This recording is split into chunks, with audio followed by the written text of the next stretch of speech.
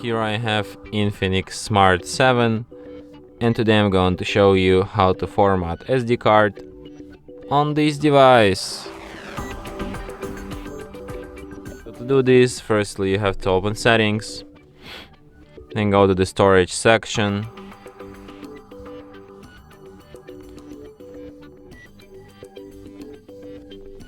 then go to the portable, to SD card, tap on three dots here and select format.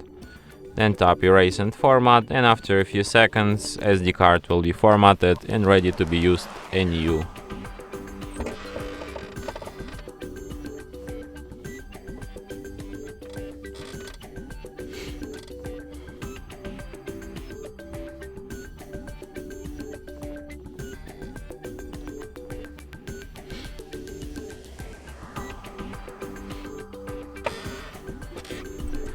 And that's it.